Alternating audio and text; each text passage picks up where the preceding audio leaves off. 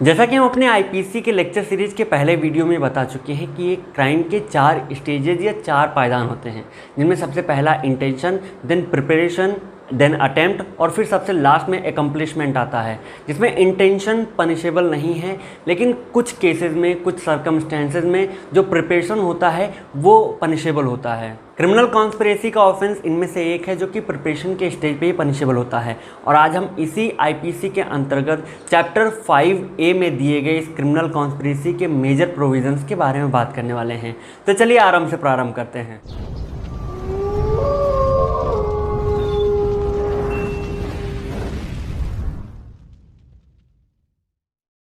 शाब्दिक अर्थों में कॉन्स्पिरेसी का मतलब ऐसा एक सीक्रेट प्लान होता है, एक ऐसा गुप्त योजना होती है जो किसी इल्लीगल एक्ट को करने के बारे में 2 या 2 से अधिक लोग मिलकर करते हैं। और अगर हम इसके लीगल मीन की बात करें तो ये एक ऐसा एग्रीमेंट होता है जो 2 या 2 से अधिक लोग मिलकर कोई एक इल्लीगल काम करने के लिए करते हैं। क्रिमिनल कॉन्स्पिरेसी का प्रोविज़न इंडियन पिनल कोड के चैप्टर 5A में दिया गया है, जहां पे इससे रिलेटेड 2 सेक्शंस हैं, जिसमें सेक्शन 120A बात करता है डेफिनेशन ऑफ क्रिमिनल कॉन्स्पिरेसी की और सेक्शन 120B बात करता है पनिशमेंट ऑफ क्रिमिनल कॉन्स्पिरेसी की। सेक्शन 120A में ये कहा गया है कि कोई भी एक्ट जिसमें 2 या 2 से अधिक लोग मिलकर किसी एक इल्लीगल एक्ट को करने के लिए या किसी भी एक लॉफुल एक्ट को इल्लीगल तरीके से करने के लिए इकट्ठा करते हैं या अपने आप में कोई एग्रीमेंट करते हैं तो इसे क्रिमिनल कॉन्स्पिरेसी कहा जाएगा। Rajiv Kumar versus state of UP के केस में सेम चीज कही गई थी कि जहां पे 2 या 2 से अधिक लोग मिलकर आपस में कोई एग्रीमेंट करते हैं और वो एग्रीमेंट किसी इल्लीगल एक्ट को करने के लिए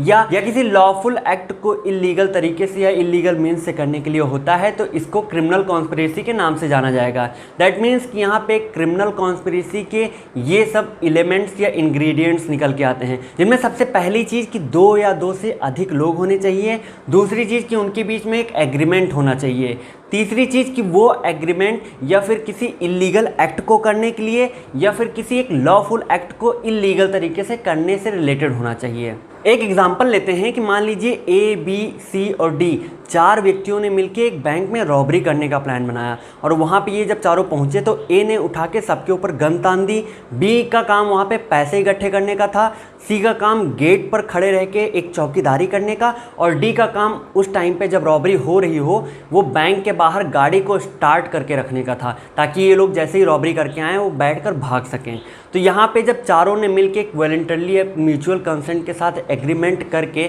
इस पूरे ऑफेंस को एक कमिट किया तो इसे क्रिमिनल कॉन्स्पिरेसी कहा जाएगा। State of Maharashtra versus Somnath Thapa के केस में सुप्रीम कोर्ट ने ये कहा था कि क्रिमिनल कॉन्स्पिरेसी के अंतर्गत केवल एग्रीमेंट या कंसेंट ही ज़रूरी नहीं होता है, इसमें व्यक्ति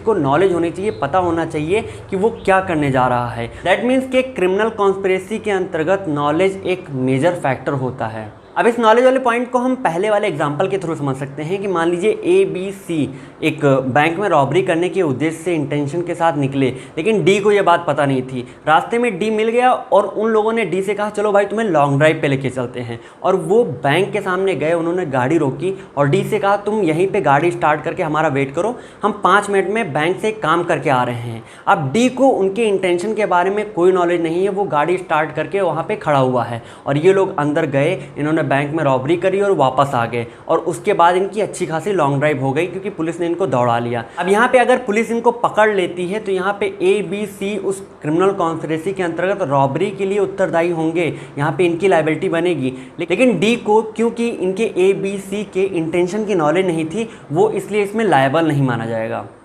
नेक्स्ट हम बात करते हैं क्रिमिनल कॉन्स्पिरेसी के पनिशमेंट के बारे में, जिसका प्रोविजन सेक्शन 120B में दिया हुआ है। इसके अंतर्गत आने वाले पनिशमेंट को हम 2 पार्ट्स में डिवाइड कर सकते हैं, जिनमें सबसे पहला पार्ट होगा कॉन्स्पिरेसी इन सीरियस ऑफेंसेस और दूसरा पार्ट होगा conspiracy in other offences. Serious offences के अंतर्गत वो ऑफेंसेस आएंगे जिनकी इम्प्रीजनमेंट या सज़ा जो है वो डेथ सेंटेंस या लाइफ इम्प्रीजनमेंट या फिर 2 साल से ज़्यादा रिगोरियस इम्प्रीजनमेंट का प्रोविज़न दिया हुआ है। कि दूसरे पार्ट में अदर ऑफेंसेस के अंतर्गत इनसे हट के जो 3 प्रोविज़न दिए हुए हैं, जो कि डेथ सेंटेंस, लाइफ इम्प्रीजनमेंट और रिगोरियस इम्प्रीजनमेंट का है, इनसे हट के जितने भी ऑफेंसेस क्रिमिनल कॉन्स्पिरेसी के केस में आएंगे वो सब इसके अंतर्गत डील किए जाएंगे। सीरियस इम्प्रिजनमेंट में पनिशमेंट जो होगा वो वैसे ही उसी मैनर में होगा जैसे उसको अबेट किया गया है, उस अबेटमेंट के मैनर में होगा। जबकि जो अदर ऑफेंसेस के केस में है उसमें एक यूनिफॉर्म पनिशमेंट का थ्योरी पाया जाएगा। फाइन, इम्प्रिजनमेंट ऑफ 6 मंथ्स या फिर दोनों को ही लगाया जा सकता है।